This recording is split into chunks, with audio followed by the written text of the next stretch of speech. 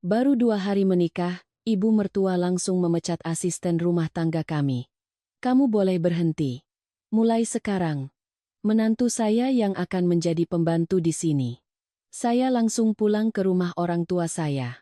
Keesokan harinya, 2 mobil polisi datang dan menangkap seluruh keluarganya. Pagi hari kedua setelah pernikahan, saya bahkan belum terbiasa dengan perasaan bahwa saya telah menjadi istri orang ketika dari arah dapur terdengar sebuah teriakan melengking, setajam silet yang menusuk gendang telinga. Saya baru saja berganti pakaian dari gaun pengantin yang masih harum, berniat turun untuk membantu, ketika saya mendengar dengan jelas setiap kata dari ibu mertua saya. "Lastri, kamu boleh berhenti. Mulai sekarang menantuku ada di sini, untuk apa lagi membayar orang luar?" Saya berdiri membeku di tengah tangga. Perasaan saat itu sangat aneh, seperti ada yang baru saja menyiram sember air es dari ujung kepala hingga ujung kaki.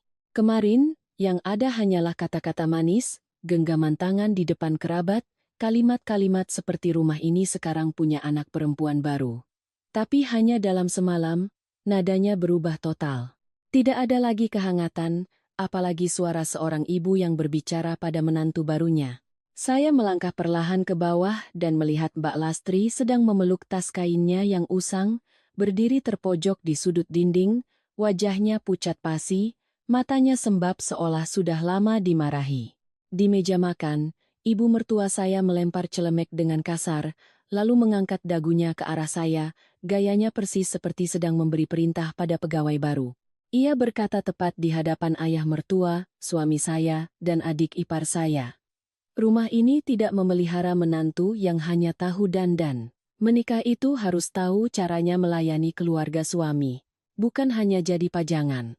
Belum sempat saya angkat bicara. Ia sudah mulai membagi-bagi tugas untuk saya, seolah semuanya sudah ia rencanakan sejak awal.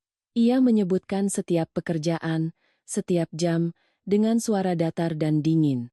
"Mulai besok, jam 6 pagi bangun, siapkan sarapan, lalu bersihkan rumah, siang hari cuci dan setrika pakaian. Malamnya, siapkan makan malam untuk kerabat. Rumah ini sering didatangi tamu, jadi menantu tapi tidak becus kerja, jangan salahkan saya." Selesai berkata, ia bahkan tersenyum sinis, bibirnya melengkung penuh kegetiran.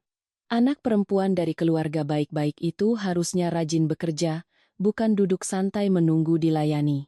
Yang membuat seluruh tubuh saya terasa dingin bukan hanya sikap ibu mertua, tapi juga reaksi Bima. Ia duduk tepat di sebelah saya, tapi dari awal sampai akhir tidak membela saya sedikit pun. Saya menoleh ke arah suami saya, berharap setidaknya ia akan mengatakan sesuatu yang masuk akal. Tapi ia hanya menghindari tatapan saya dan menjawab dengan nada hambar. "Ibu bicaranya memang agak keras, tapi niatnya baik. Kok cuma ingin kamu cepat beradaptasi dengan kebiasaan di rumah ini."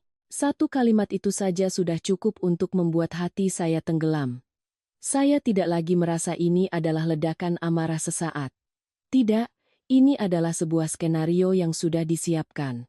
Mungkin mereka memang menunggu saat yang tepat, saat tamu-tamu sudah pulang, saat upacara sudah selesai, saat saya sudah resmi masuk ke rumah ini sebagai menantu, barulah mereka merobek semua topeng mereka.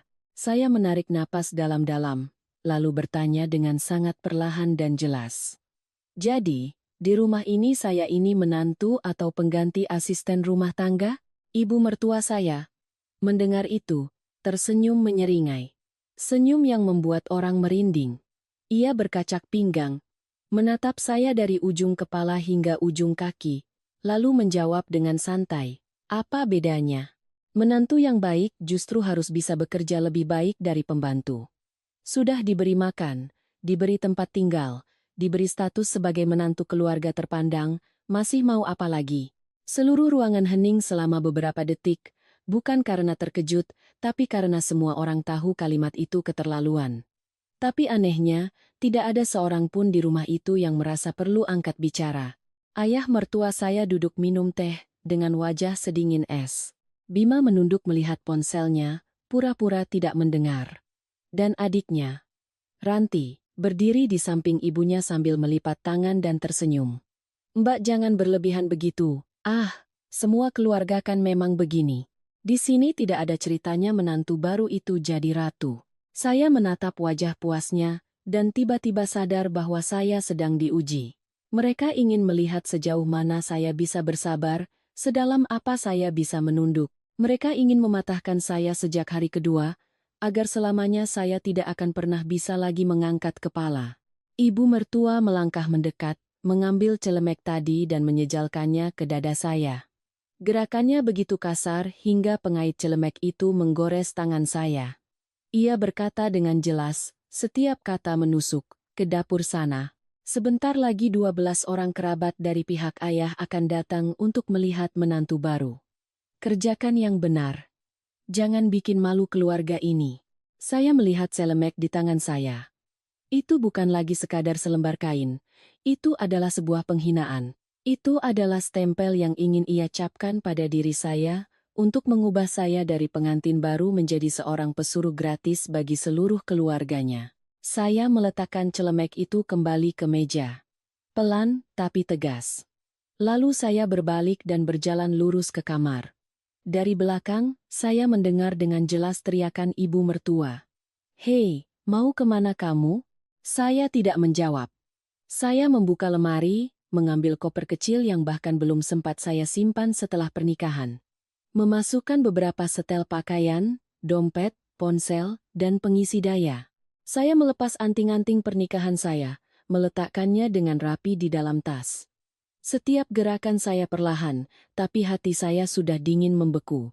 Ketika saya menarik koper turun ke ruang keluarga, semua orang menatap saya. Bima saat itu baru panik, ia berdiri dan mencoba menahan saya. "Anissa, kamu mau apa? Kalau ada masalah, kita bicarakan baik-baik." Tapi cengkeraman tangannya bukan seperti cengkeraman suami yang takut istrinya terluka. Itu adalah cengkeraman seorang pria yang takut kehilangan muka di hadapan keluarganya. Saya melepaskan tangannya, menatap lurus matanya dan berkata singkat. "Jika rumah ini butuh seorang pembantu, maaf, saya tidak melamar untuk pekerjaan itu." Ibu mertua, mendengar itu, benar-benar murka. Ia menunjuk lurus ke arah gerbang, suaranya melengking memekakkan telinga. "Kalau kamu berani melangkah keluar dari rumah ini, jangan harap bisa kembali. Keluarga kami tidak butuh menantu kurang ajar yang baru 2 hari menikah sudah berani melawan mertua." Saya menoleh ke belakang, menatap lurus wajahnya, tidak lagi menghindar.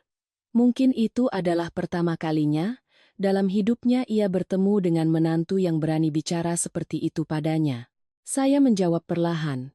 Setiap katanya sejelas paku yang menancap. "Kalau sebagai menantu, saya masih akan pertimbangkan.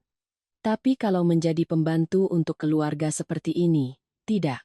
Selesai berkata, saya menarik koper saya dan berjalan lurus keluar. Di belakang saya, terdengar makian ibu mertua, bisik-bisik sinis adik ipar, dan suara Bima yang memanggil dengan kesal. Tapi saya tidak menoleh.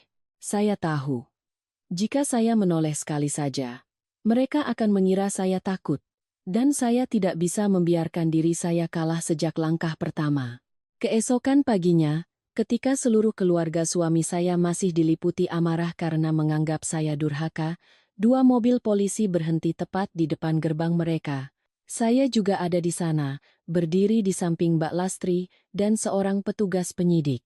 Begitu gerbang dibuka dan surat perintah penggeledahan dibacakan, saya melihat wajah ibu mertua saya menjadi pucat pasi, bibirnya bergetar tanpa suara. Saat itulah ia baru sadar, orang yang ia usir kemarin bukan hanya seorang pembantu. Dan saya pergi bukan karena lemah atau merajuk.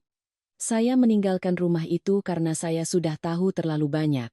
Melihat 2 mobil polisi berhenti di depan gerbang rumah mertua, melihat wajah pucat Bu Ratna dan tatapan panik Bima, entah mengapa di benak saya justru terlintas dengan jelas masa-masa sebelumnya. Orang bilang, baru saat sebuah topeng dirobek, kita akan teringat kembali setiap detail kecil di masa lalu dan sadar bahwa semua tandanya sudah ada sejak lama. Begitu juga saya. Berdiri di tengah pagi yang menegangkan itu, saya teringat hari pertama bertemu Bima. Teringat bagaimana saya telah percaya, membuka hati, dan melangkah ke dalam pernikahan ini dengan sebuah ketulusan yang nyata. Nama saya Anissa Putri. Saya bekerja di divisi hukum sebuah perusahaan distributor barang konsumsi. Keluarga saya tidak kaya, tidak juga punya koneksi orang besar.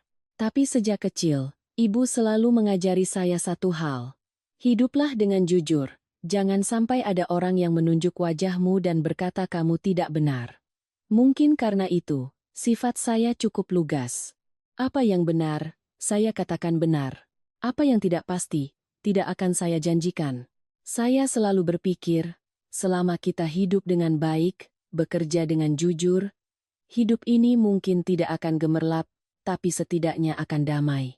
Saya bertemu Bima dalam sebuah rapat kerja terkait kontrak pasokan antara perusahaan kami.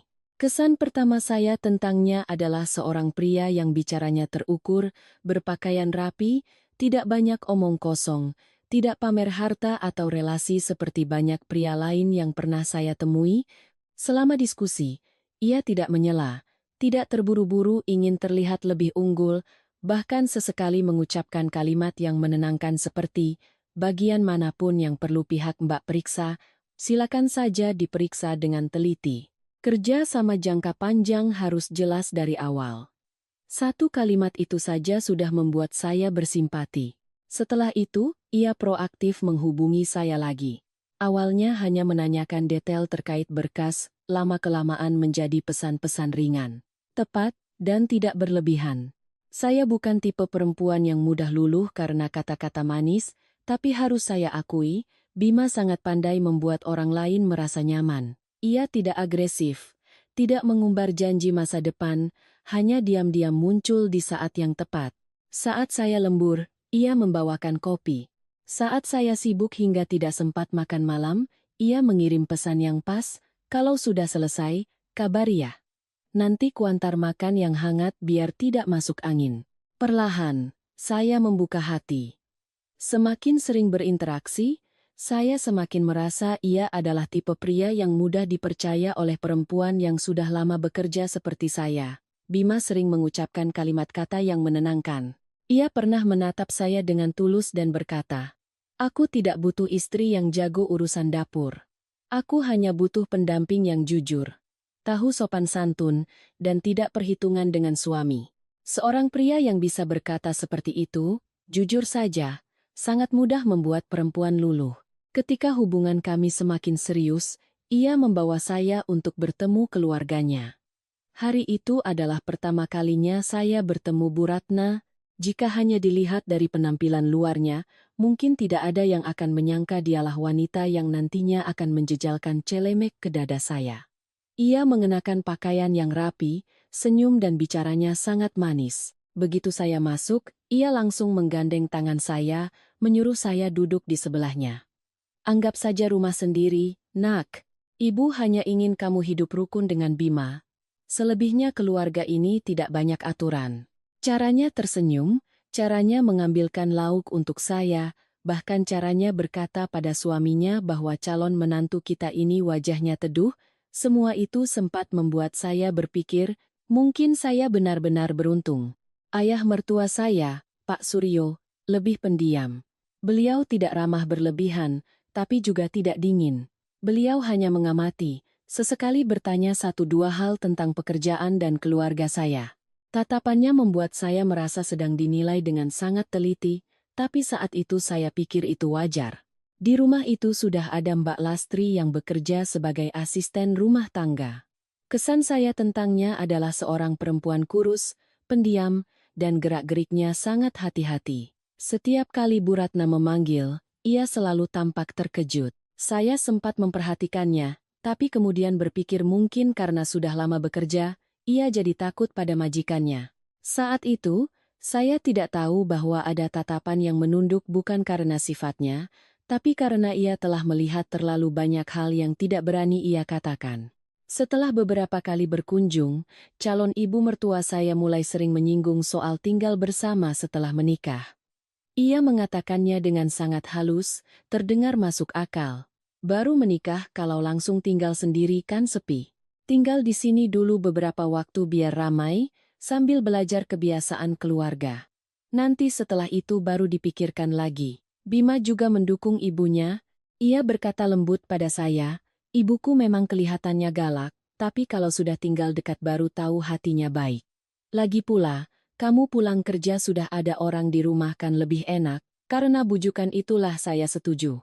Menjelang pernikahan, keluarganya mempersiapkan segalanya dengan megah. Bu Ratna bahkan memperkenalkan saya di hadapan semua orang dengan bangga. Menantu saya ini berpendidikan, bicaranya sopan, kelihatannya dari keluarga yang tahu aturan. Mendengar itu, orang lain hanya bisa memuji saya beruntung. Bahkan saya sendiri sempat berpikir begitu. Tapi sekarang, jika saya ingat kembali, ada satu hal yang aneh. Semakin dekat hari pernikahan, setiap kali pembicaraan menyinggung pekerjaan saya, tatapan mereka bertiga menjadi berbeda.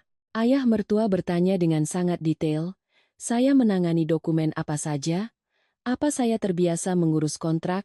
Apa saya memahami prosedur hukum perusahaan? Ibu mertua menimpali dengan kalimat yang seolah-olah iseng. Anak perempuan pintar begini pasti cepat ya kalau baca surat-surat.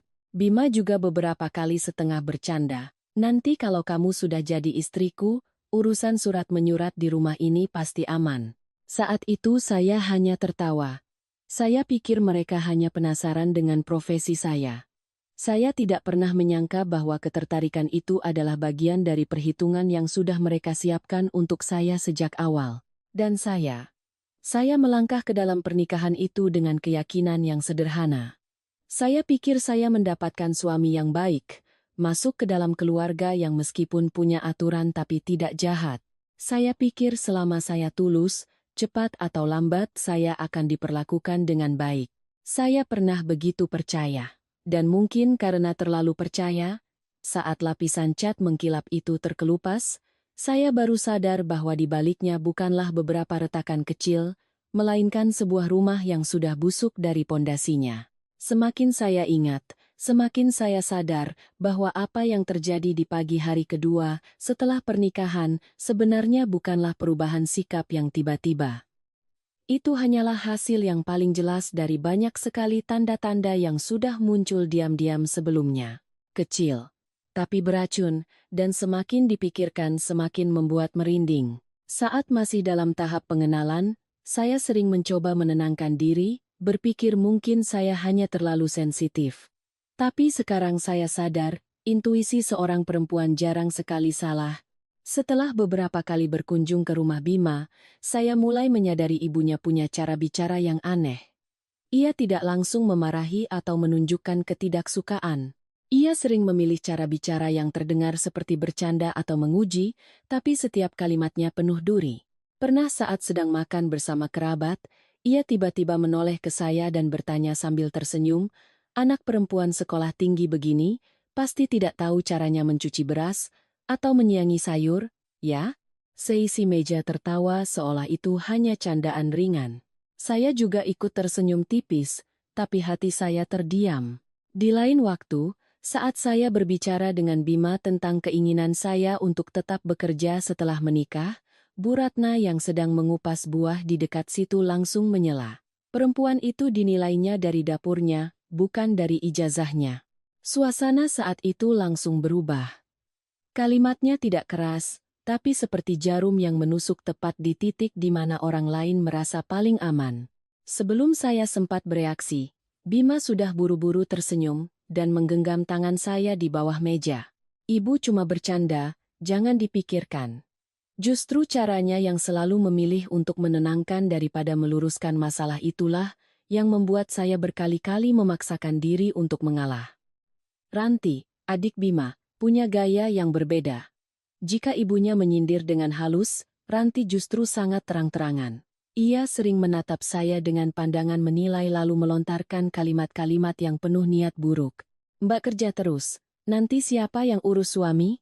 Di lain hari, ia menambahkan, "Perempuan sudah menikah tapi masih terlalu gila kerja itu gampang merusak rumah tangga loh." Saya hanya tersenyum basa-basi, tapi hati saya mulai merasa tidak nyaman. Saya belum resmi menjadi menantu, tapi dari ibu hingga anak perempuannya, mereka sudah mengincar satu titik yang sama untuk menekan saya, pekerjaan, kemandirian, dan kebiasaan hidup saya yang teratur. Semakin sering berkunjung, saya semakin merasa ada atmosfer yang aneh di rumah itu. Mereka banyak bicara tentang tata krama dan sopan santun, tapi orang yang hidupnya paling menderita di rumah itu justru Mbak Lastri, asisten rumah tangga yang sudah bekerja bertahun-tahun. Ia berjalan tanpa suara, berbicara sangat sedikit, dan selalu menunduk, seolah bernapas terlalu kencang pun bisa membuat seseorang marah. Pernah saya melihat dengan mata kepala sendiri, saat ia menyajikan teh, hanya karena sedikit lambat, ibu mertua saya langsung menggeram. Di sini tidak ada yang mau memelihara orang tidak berguna. Mbak Lastri langsung menunduk dalam-dalam, bibirnya bergetar, buru-buru meletakkan nampan dan meminta maaf berkali-kali. Melihat adegan itu, saya merasa sangat tidak nyaman. Keluarga yang benar-benar terhormat tidak akan memperlakukan pekerjanya seperti itu. Lalu ada satu kejadian yang tidak bisa saya lupakan. Hari itu saya tidak sengaja melewati ruang kerja ayah mertua. Pintunya tidak tertutup rapat, menyisakan celah kecil. Saya hanya melirik sekilas, tapi sempat melihat di dalamnya ada beberapa tumpukan kardus, beberapa stempel perusahaan, dan di sudut ruangan ada beberapa kemasan produk nutrisi yang belum berlabel. Sebelum saya sempat mengerti apa yang saya lihat, Pak Suryo sudah keluar dan dengan cepat menutup pintu. Beliau menatap saya tajam selama beberapa detik, lalu tersenyum tipis. Itu cuma urusan bisnis, perempuan tidak perlu ikut campur. Justru reaksinya yang begitu cepat dan tertutup itulah yang membuat saya merasa janggal. Tapi yang paling membekas di ingatan saya justru datang dari Mbak Lastri. Suatu sore, saat saya berjalan dari halaman belakang ke dapur, ia berpapasan dengan saya. Matanya masih menunduk seperti biasa, tapi mulutnya berbisik sangat pelan. Begitu pelan hingga jika tidak berdiri dekat, saya mungkin tidak akan mendengarnya. Mbak, jangan tanda tangani apapun sebelum dibaca teliti. Saya terkejut, menoleh, hendak bertanya, tapi ia sudah berlalu seolah tidak pernah bicara. Kalimat itu begitu tiba-tiba hingga membekas di benak saya. Jangan tanda tangani apapun. Kenapa ia memperingatkan saya? Seorang asisten rumah tangga yang begitu pendiam. Kenapa berani mengambil risiko mengatakan hal itu pada saya? Beberapa hari sebelum pernikahan, kecurigaan saya semakin menjadi. Hari itu ibu mertua memanggil saya ke ruang keluarga, memberikan setumpuk kertas, dan bilang itu hanya dokumen kependudukan dan beberapa prosedur administrasi setelah menikah. Ia bicara dengan cepat, mendesak saya untuk segera tanda tangan karena sedang sibuk mengurus pernikahan. Saya mengambil tumpukan kertas itu. Begitu melihat sekilas, saya merasa ada yang tidak beres. Beberapa formulirnya tidak seperti dokumen kependudukan biasa, judulnya sangat umum, dan isinya ambigu. Saya langsung menutupnya, tersenyum, dan mengembalikannya. Nanti saya bawa pulang untuk dibaca dulu ya, Bu. Saya masih ingat dengan jelas momen itu. Senyum di wajah Bu Ratna langsung hilang. Hanya sekejap, tapi saya melihatnya dengan jelas. Itu bukan kekecewaan, melainkan kejengkelan karena sesuatu yang ia kira akan berjalan mulus ternyata terhambat. Tapi, ia dengan cepat kembali tenang dan berkata dengan ringan, "Iya, kamu memang harus teliti." Malamnya, saya tidak sengaja mendengar ibu mertua berbicara dengan Bima di ujung koridor. Suaranya sangat pelan tapi penuh kejengkelan. Anak itu kerja di bagian hukum, jadi susah. Harus cari waktu yang tepat saat dia paling percaya pada kita. Saya berdiri membeku. Belum sempat mendengar lebih jauh, mereka berdua sudah diam, sepertinya menyadari kehadiran saya. Ketika saya muncul, Bima dengan cepat merangkul saya, tersenyum seolah tidak terjadi apa-apa, bahkan bilang ibunya hanya stres karena persiapan pernikahan. Saya ikut tersenyum. Tapi sejak saat itu, di hati saya mulai ada perasaan sesak yang sulit dijelaskan. Belum cukup besar untuk membuat saya membatalkan pernikahan, tapi cukup untuk membuat saya lebih waspada. Mereka tidak hanya ingin saya menjadi menantu. Mereka ingin saya masuk ke dalam kendali mereka, patuh. Tidak banyak bertanya. Tidak curiga. Apa yang samar-samar saya rasakan sebelum pernikahan menjadi begitu nyata setelahnya. Itu bukan lagi sekadar firasat, melainkan tindakan, ucapan, dan lirikan mata yang saling mereka tukarkan.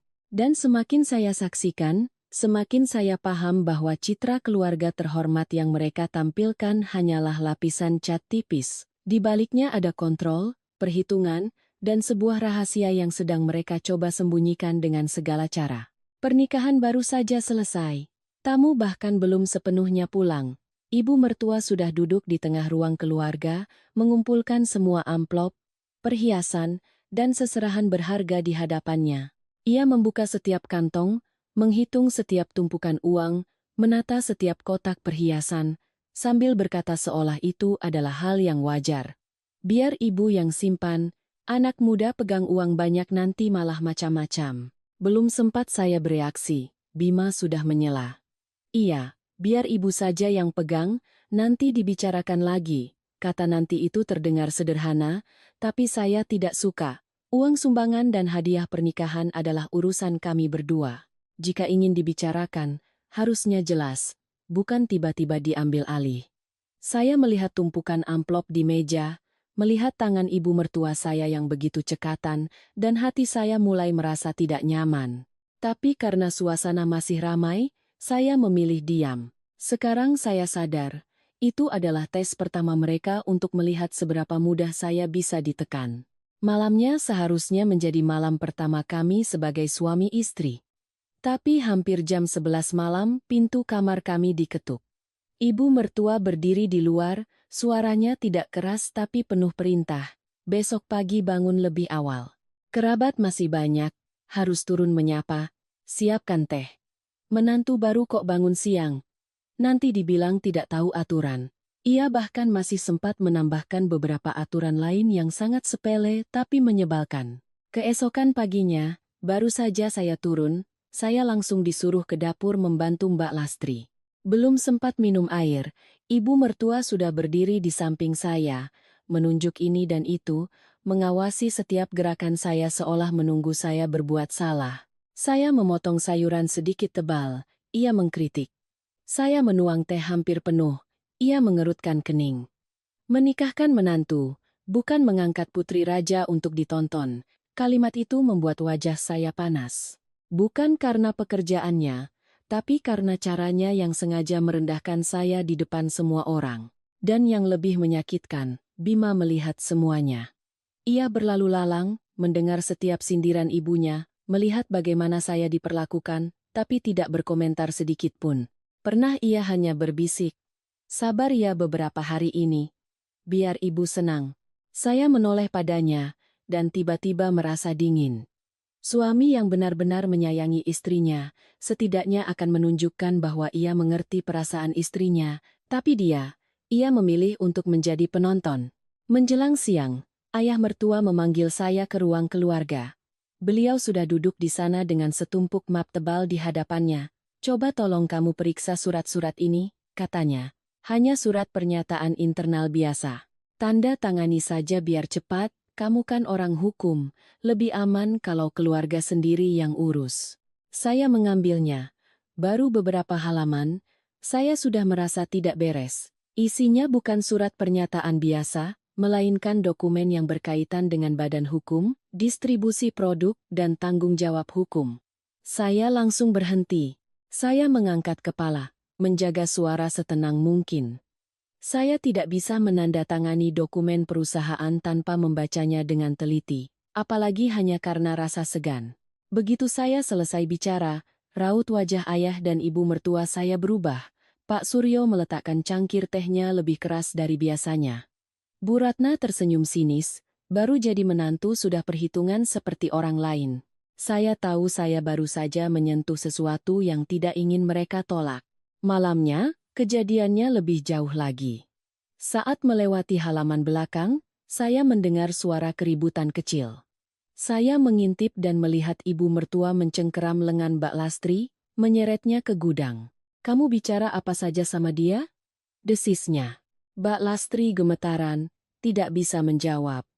Ayah mertua berdiri di dekat situ, diam, tidak melerai. Saya melangkah maju. "Ada apa ya, Bu?"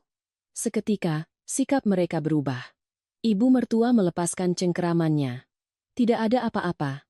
Dia ceroboh, merusak barang. Tapi saya melihat dengan jelas lengan Mbak Lastri yang memerah. Saya tahu, ini bukan sekadar kecerobohan. Rumah ini punya rahasia, dan Mbak Lastri tahu rahasia itu. Malamnya, saat saya membuka tas, saya tertegun. Resleting salah satu kantongnya bergeser. Dokumen di dalamnya tidak lagi tersusun rapi. Saya sangat teliti, saya tahu jika ada yang menyentuh barang saya. Begitu saya mengangkat kepala, saya melihat Bima berdiri di pintu. Tadi Mas kira kamu butuh sesuatu, jadi Mas carikan. Katanya cepat. Alasannya terlalu dibuat-buat. Saya tidak bertanya lebih jauh. Tapi di kepala saya semuanya mulai terhubung. Dari tumpukan map, interogasi terhadap Mbak Lastri, hingga tas saya yang digeledah. Semua mengarah ke satu hal. Mereka tidak hanya ingin saya patuh. Mereka ingin mengendalikan semua yang menjadi milik saya. Saya masuk ke rumah ini dengan gaun pengantin dan kepercayaan. Tapi hanya dalam sehari, saya sudah merasakan atmosfer yang begitu berbeda.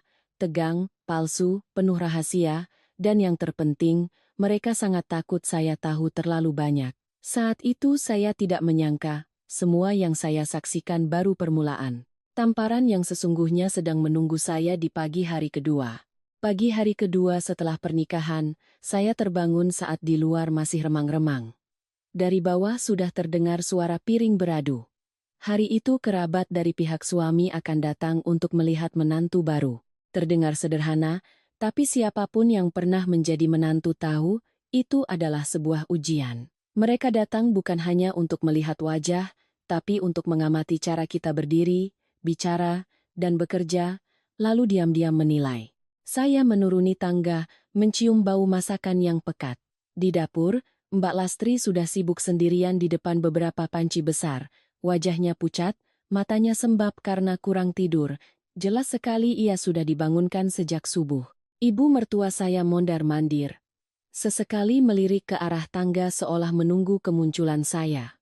Gayanya bukan seperti orang sibuk, tapi seperti orang yang sedang mempersiapkan sebuah pertunjukan. Belum sempat saya menyapa, Bu Ratna sudah berteriak. "Lastri, ke sini." Suaranya begitu keras dan tajam hingga semua orang di ruang keluarga menoleh. Mbak Lastri terkejut, buru-buru mengelap tangannya dan keluar. Ibu mertua saya, tanpa basa-basi, mengeluarkan segepok uang dari sakunya, melemparkannya ke meja, lalu berkata dengan dingin, "Ini gajimu bulan ini, kamu boleh berhenti, mulai sekarang rumah ini tidak butuh orang luar lagi." Mbak Lastri membeku, wajahnya pucat pasi. Jantung saya berdebar. Tapi saya masih tidak percaya. Ia akan mengatakan hal berikutnya. Dan ia mengatakannya. Ia menoleh ke saya, tersenyum sinis, sengaja mengeraskan suaranya. "Menantuku masih muda dan sehat. Mengurus pekerjaan seperti ini pasti sanggup. Keluarga sendiri yang urus rumah sendiri, buat apa bayar orang lain?" Kalimat itu jatuh di tengah ruangan seperti tamparan. Ini bukan lagi sindiran atau ujian. Ini adalah penghinaan di depan umum. Sebuah deklarasi bahwa sejak saat itu, di matanya saya bukan lagi menantu, melainkan pengganti gratis untuk asisten rumah tangga yang baru saja ia pecat. Saya menoleh ke Bima. Itulah momen terakhir saya masih mengharapkan reaksi seorang suami darinya. "Cukup satu kalimat saja, seperti Bu, jangan begitu, sudah cukup untuk membuat saya tahu saya tidak sepenuhnya salah memilih." Tapi ia hanya duduk di sana, wajahnya tegang, kedua tangannya saling bertaut. Lama sekali, baru ia bersuara, nadanya datar dan dingin. "Kamu di rumah saja untuk sementara juga tidak apa-apa. Pekerjaan di luar bisa ditunda dulu." Mendengar itu, punggung saya terasa dingin. Ternyata bukan hanya ibu mertua saya yang punya ide ini. Ternyata ini sudah direncanakan. Mereka tidak hanya ingin saya terjebak di dapur, mereka ingin memutus saya dari pekerjaan saya, dari kehidupan saya sendiri, dari semua hal yang membuat saya tetap waras. Mereka ingin saya terkurung di rumah ini, patuh, bergantung, agar saat dibutuhkan, saya mau menandatangani apapun yang mereka sodorkan. Saya menatap lurus ibu mertua saya, dan bertanya dengan sangat perlahan. "Kenapa Mbak Lastri harus berhenti tepat sekarang?" Bu Ratna tertawa, tawa yang tajam dan jahat. "Karena rumah ini tidak memelihara dua pembantu." Lalu ia menunjuk lurus ke wajah saya. "1. Kamu belajar jadi menantu yang benar. 2. Angkat kaki dari sini. Satu kalimat itu saja sudah cukup. Semua batas kesabaran saya hancur. Saya berdiri diam, melihat sekeliling rumah yang baru 2 hari saya tempati tapi sudah penuh dengan intrik dan kebohongan. Tepat saat itu, saat semua orang fokus pada saya, Mbak Lastri membungkuk, pura-pura mengambil sapu tangan yang jatuh di dekat koper saya. Saat berdiri, ia bergerak sangat cepat. Tangannya yang gemetar memasukkan sebuah benda kecil yang keras ke dalam saku samping koper saya. Saya belum sempat melihatnya dengan jelas ketika ia berbisik, begitu pelan hingga nyaris seperti hembusan angin. Mbak pergi saja, jangan tinggal di sini. Di dalamnya ada sesuatu yang paling mereka takuti. Saya membeku sedetik. Tapi sedetik itu sudah cukup. Semua kepingan di kepala saya langsung menyatu. Interogasi terhadap Mbak Lastri, tumpukan map yang ambigu, tas saya yang digeledah, tatapan ayah mertua, keheningan Bima yang penuh perhitungan. Pemecatan Mbak Lastri hari ini bukan karena penghematan. Mereka sedang membungkam saksi.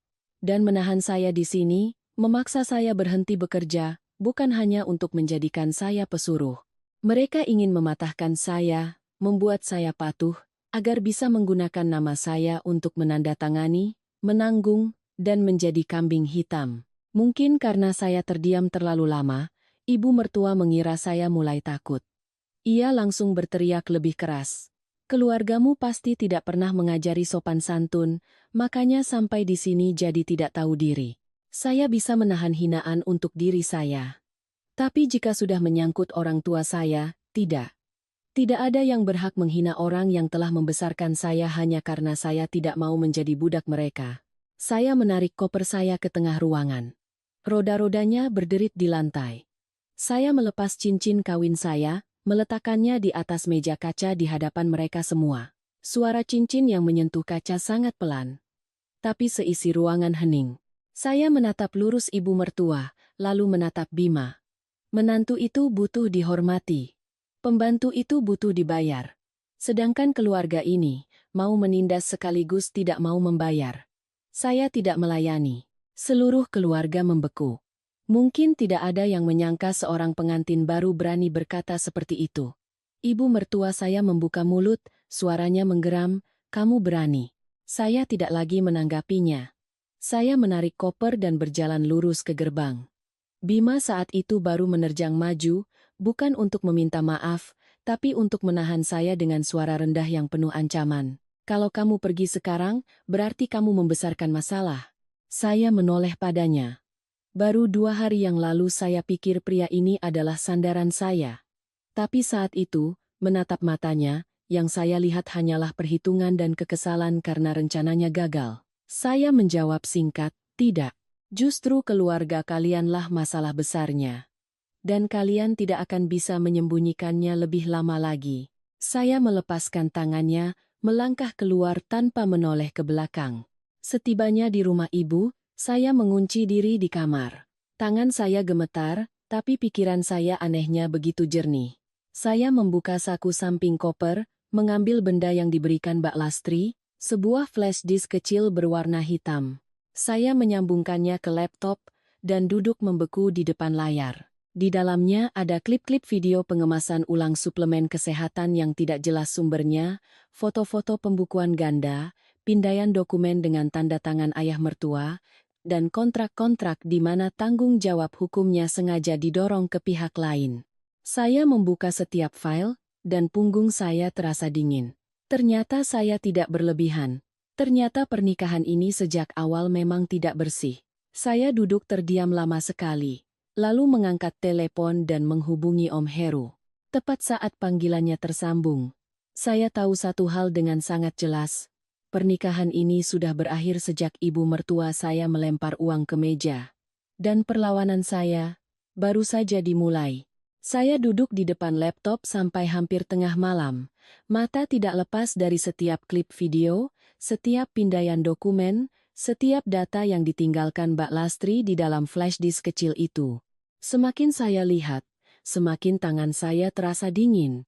Apa yang selama ini samar-samar saya curigai ternyata jauh lebih gelap dari yang saya duga. Bukan hanya sekadar dokumen yang ambigu atau beberapa tindakan diam-diam di rumah. Keluarga suami saya menjalankan sebuah sindikat pengemasan ulang, melegalkan suplemen kesehatan berkualitas rendah, membagi pembukuan menjadi dua sistem yang berbeda, dan menyiapkan jalan keluar untuk melimpahkan tanggung jawab hukum kepada orang lain jika terjadi sesuatu. Saya membuka setiap folder, lapisan demi lapisan data muncul dengan begitu jelas dan mengerikan.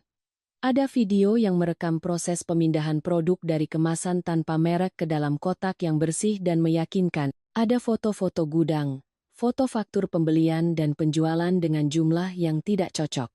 Ada juga pindaian kontrak yang rapi, tapi di bagian penanggung jawab hukum distribusi, kolomnya dibiarkan kosong. Saya menatap lekat-lekat kolom kosong itu, punggung saya merinding.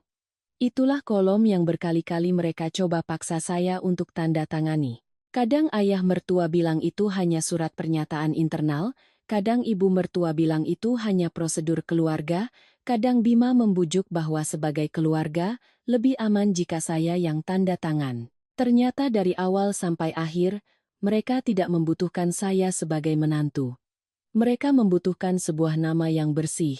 Seseorang dengan latar belakang hukum, berpendidikan, belum pernah punya catatan buruk, cukup sempurna untuk dijadikan kambing hitam bagi seluruh keluarga mereka. Saya duduk membeku lama sekali, lalu tertawa getir, tawa yang bukan karena lucu, tapi karena pahit. Baru 2 hari yang lalu saya mengenakan gaun pengantin, percaya bahwa saya akan membangun sebuah rumah tangga. Tapi sekarang, saat menatap kolom kosong yang menunggu untuk diisi itu, saya baru sadar bahwa tempat yang mereka siapkan untuk saya sejak awal bukanlah di dalam keluarga, melainkan di kursi pesakitan. Saya tidak mengamuk, tidak menangis, tidak juga menerjang ke rumah mertua seperti orang yang kehilangan kendali. Ibu saya berdiri di luar kamar, wajahnya penuh kecemasan, tapi saya hanya berkata, "Bu, biar Anissa telepon Om Heru." Om Heru adalah adik laki-laki ibu, sudah bertahun-tahun bekerja di kepolisian sebagai penyidik. Saya tahu, jika saya meneleponnya dengan emosi, ia akan mengabaikannya. Jadi, saat panggilannya tersambung, saya menjaga suara saya setenang mungkin. Om, saya tidak minta tolong karena hubungan keluarga. Saya punya bukti, tapi saya butuh bantuan untuk menempuh prosedur yang benar. Di seberang hening beberapa detik, saya bisa mendengar helaan napasnya. Lalu ia berkata singkat. Suaranya menjadi berat. Kalau kamu sudah yakin, jangan sampai salah langkah. Buka komputermu, kirimkan daftar isinya dulu ke Om. Satu kalimat itu saja sudah cukup untuk membuat saya tahu bahwa ia mengerti keseriusan masalah ini. Hampir 1 jam kemudian, ia tiba di rumah saya. Tidak mengenakan seragam, tidak juga mengendarai mobil dinas, hanya membawa sebuah tas kerja tua dan wajah yang begitu serius. Ia tidak bertanya bagaimana saya diperlakukan. Tidak juga bertanya kenapa baru 2 hari menikah sudah pulang. Ia menarik kursi, duduk di sebelah saya, mengenakan kacamatanya, dan berkata, "Buka satu persatu." Saya menurut. Kami berdua memeriksa setiap klip, setiap foto, setiap kontrak, setiap data. Semakin kami periksa, wajah Om Heru semakin tegang. Saat melihat pindaian dokumen dengan kolom penanggung jawab hukum yang kosong, ia meletakkan tangannya di meja, mengetuknya 2 kali, lalu bertanya, "Mereka pernah menyuruhmu tanda tangan?" Saya mengangguk. Om Heru menatap saya tajam. "Kalau kamu tanda tangani ini, kamu tamat." Kalimatnya tidak keras, tapi menghantam dada saya. Saya menatap layar, suara saya serak. Mereka tidak butuh menantu. Mereka butuh nama bersih untuk disalahkan. Om Heru tidak langsung menjawab. Ia hanya duduk diam beberapa detik, lalu berkata, "Ingat baik-baik. Mulai sekarang, jangan pernah lagi menghubungi mereka dengan emosi. Jangan menantang, jangan mengancam, jangan biarkan mereka tahu seberapa banyak bukti yang kamu pegang." Tapi hidup tidak selamanya berjalan sesuai rencana. Hampir tengah malam, ponsel saya mulai berdering tanpa henti. Dari Bu Ratna, lalu Ranti, bahkan telepon rumah mereka. Panggilan datang silih berganti, begitu mendesak seolah mereka sedang panik. Saya menatap layar yang terus menyala, dan hati saya terasa dingin. Orang yang tidak bersalah tidak akan sepanik ini. Saya tidak mengangkatnya. Setelah belasan panggilan tak terjawab, saya hanya mengirim satu pesan singkat. Jangan telepon lagi. Aku sudah tahu semuanya. Pesan baru saja terkirim, belum sampai 5 menit, Bima menelpon. Saya menatap namanya di layar, tidak ada lagi getaran di hati saya seperti dulu. Yang ada hanya kepastian bahwa saya harus mendengar apa yang akan ia katakan saat topeng kebaikannya dirobek. Saya mengangkatnya. Belum sempat saya bicara, dari seberang sudah terdengar suaranya, tidak lagi lembut. Kamu main-main apa? Flash disk apa yang kamu ambil? Saya tertawa sinis. Bahkan di saat seperti ini pun, ia tidak bertanya apa saya baik-baik saja. Yang pertama ia pedulikan adalah flash disk. Saya menjawab lugas, seharusnya Mas tanya pada ibumu, apa yang lebih beliau takuti. Aku, atau hukum? Di seberang hening beberapa detik. Saya bisa mendengar dengan jelas ia menggertakkan giginya sebelum merendahkan suaranya, dingin dan penuh ancaman. Jangan keterlaluan. Kamu tidak tahu siapa keluargaku? Saya bersandar di kursi, mata masih menatap layar laptop, suara saya tenang sekali. Aku sudah tahu. Cukup tahu untuk tidak kembali menjadi pembantu, dan cukup tahu untuk tidak menjadi kambing hitam. Bima tidak langsung menjawab, hanya terdengar napasnya yang memberat.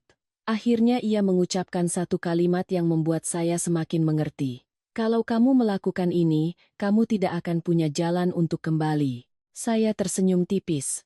Yang tidak punya jalan untuk kembali bukan aku. Lalu saya mematikan telepon. Om Heru yang duduk di seberang menatap saya, tidak memuji, tidak juga menyalahkan. Ia hanya berkata, mulai sekarang, buang jauh-jauh caramu memandang sebagai seorang istri, jangan lagi anggap dia suamimu. Anggap dia salah satu bagian dari kasus ini. Mendengar itu, tenggorokan saya tercekat.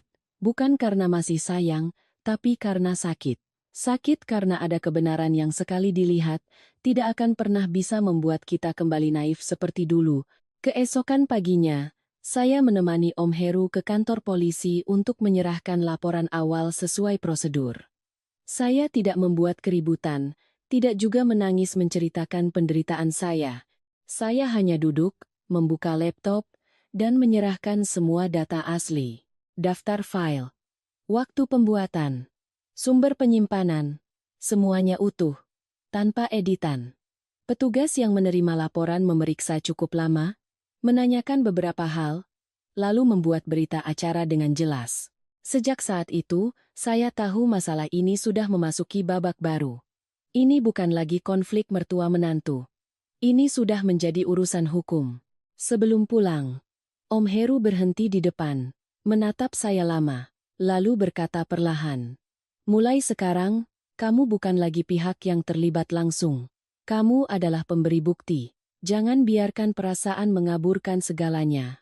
Saya mengangguk, tapi di hati saya masih ada satu pertanyaan. Bima, di mana posisinya dalam semua ini?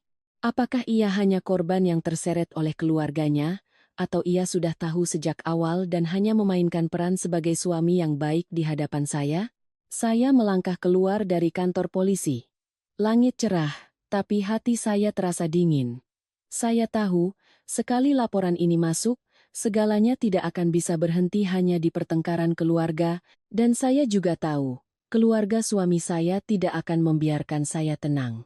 Mereka tidak akan diam saja melihat seorang menantu yang baru 2 hari menikah menghancurkan rencana yang sudah mereka bangun begitu lama. Tapi kali ini, saya tidak akan lari. Saya sudah meninggalkan rumah mereka, tapi saya tidak akan menyerah. Saya menunggu. Saya tahu mereka akan bergerak lebih dulu, dan saya ingin melihat, saat terpojok, seperti apa wajah asli mereka masing-masing. Saya pikir setelah laporan masuk, pihak keluarga suami akan sedikit gentar, setidaknya untuk sementara waktu, sambil mencari tahu apa saja yang saya pegang. Tapi saya salah. Hanya dalam semalam, sikap mereka berubah total. Tidak ada lagi telepon bernada memohon atau pura-pura ingin berdamai. Mereka memilih cara lain, lebih cepat, lebih kejam, dan lebih sesuai dengan sifat asli mereka. Menekan, mencemarkan nama baik, dan menghancurkan saya lebih dulu agar saya panik dan mundur. Pagi itu, ibu saya sedang di dapur ketika telepon rumah berdering. Saya baru saja turun dan sudah bisa mendengar suara melengking Bu Ratna. Anda mengajari anak perempuan Anda bagaimana caranya sampai baru 2 hari menikah sudah menghancurkan rumah tangga suaminya? Ada menantu seperti itu? Nadanya tidak lagi dibuat-buat, melainkan penuh amarah dan kebiasaan menindas. Ibu saya bukan orang yang galak, tapi beliau juga tidak lemah.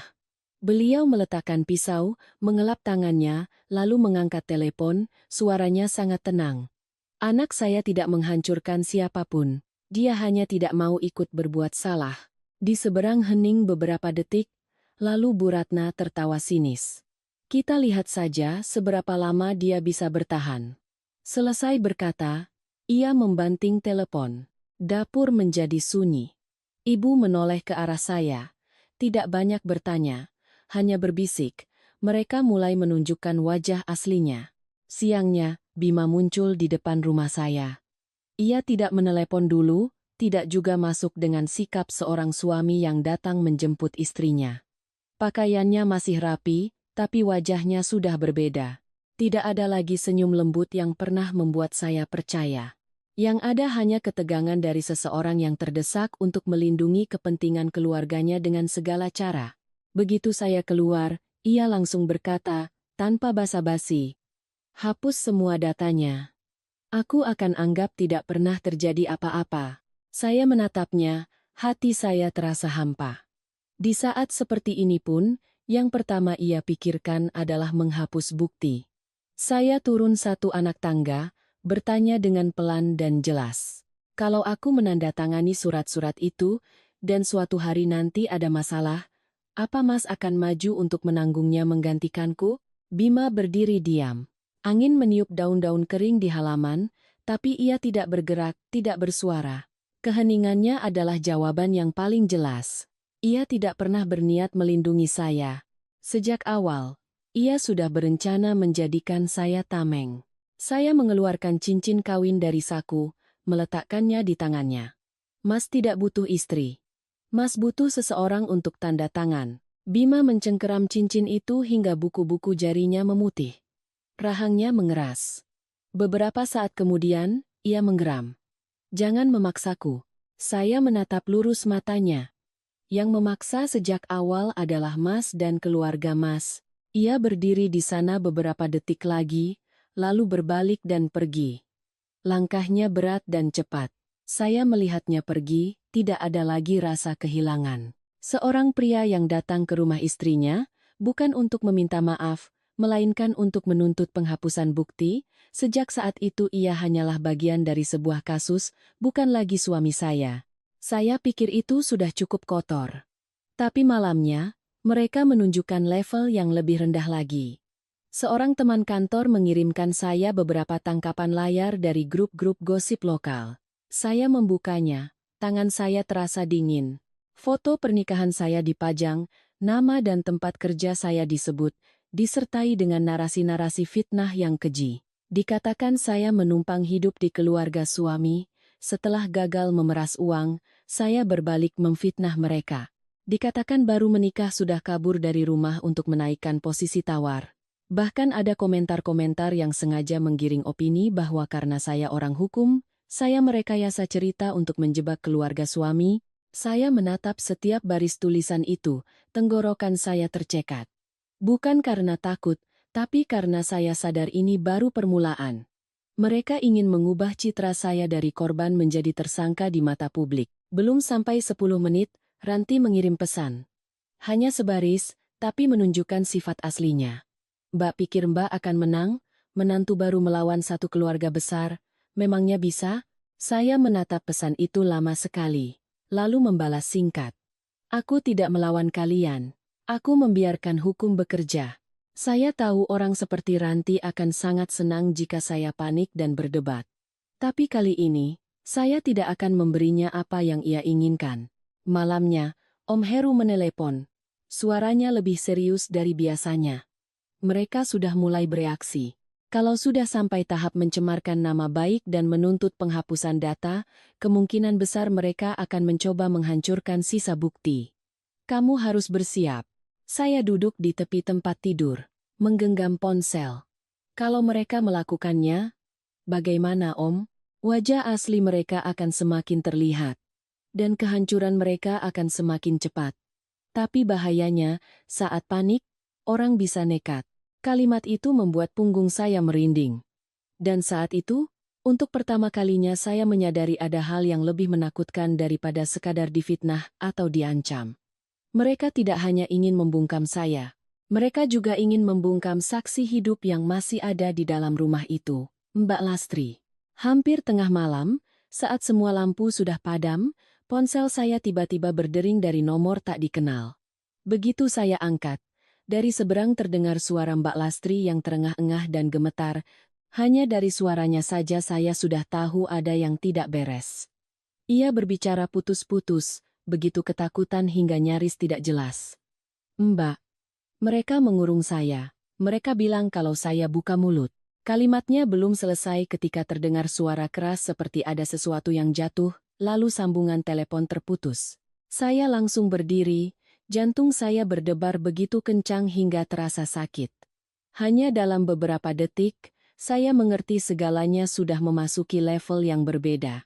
Ini bukan lagi soal mertua menindas menantu atau keluarga yang mencoba menjaga nama baik. Mereka sudah mulai bertindak kriminal, menyekap orang, membungkam saksi, dan nekat untuk menyelamatkan diri.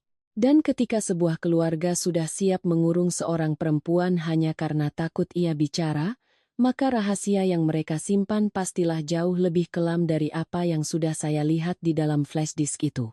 Begitu telepon terputus, saya langsung menelepon Om Heru. Suara saya tidak lagi tenang. Saya berbicara cepat, nyaris tanpa napas. Panggilannya terputus di tengah jalan, di seberang hening selama beberapa detik. Lalu Om Heru bertanya dengan cepat dan tajam. Nomor baru atau nomor lama? Dengar suara orang lain? Ada suara apa? Saya memaksa diri untuk mengingat setiap detail. Dari napas Mbak Lastri yang tersengal-sengal hingga suara gaduh sebelum telepon mati. Semakin saya ceritakan, semakin hati saya terasa dingin.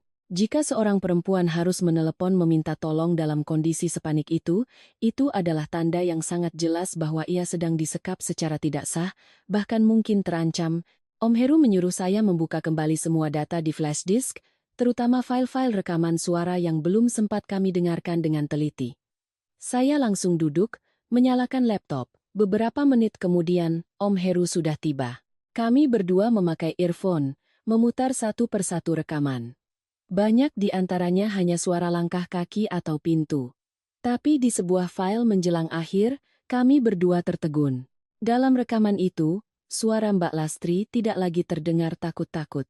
Ia berbicara sangat pelan dan cepat, seperti sedang berbisik pada seseorang. Saya sudah kumpulkan hampir semuanya. Tinggal bukti pengeluaran gudang dan data nomor seri produk. Harus diambil sebelum mereka pindahkan. Dari seberang terdengar suara seorang pria, singkat dan jelas. Jangan sampai ketahuan. Kalau bukti sudah lengkap, segera kabari. Rekaman itu hanya 30 detik, tapi cukup membuat saya membeku. Saya menoleh ke Om Heru. Ia melepas earphone-nya, berkata perlahan, perempuan ini bukan asisten rumah tangga biasa. Kemungkinan besar dia adalah informan, atau bahkan bagian dari operasi penyelidikan lain. Mendengar itu, saya merinding. Artinya, di rumah itu, bukan hanya saya yang merasa tidak beres. Sudah ada orang lain yang sejak lama melihat kejanggalan, diam-diam mengumpulkan setiap bukti, setiap faktur, setiap kardus, setiap percakapan, menunggu hari untuk membongkarnya. Saya teringat tatapan Mbak Lastri, tangannya yang gemetar saat memberikan flash disk itu, dan bisikannya, di dalamnya ada sesuatu yang paling mereka takuti. Saat itu saya pikir ia hanya takut balas dendam. Sekarang saya sadar. Ia tidak hanya takut. Ia sedang mempertaruhkan nyawanya. Malam itu juga, Om Heru melaporkan situasi darurat ini ke pihak berwenang. Tapi segalanya harus sesuai prosedur. Satu panggilan telepon yang terputus belum cukup untuk melakukan penggerebekan. Pihak sana bisa dengan mudah berkelit. Sementara itu, saya tahu Mbak Lastri tidak punya banyak waktu. Saya tidak bisa duduk diam. Saya bangkit, mengambil kunci mobil. Saya harus ke sana. Setidaknya melihat dari luar. Om Heru langsung menghalangi saya. Kalau kamu ke sana sekarang, kamu hanya akan merusak segalanya.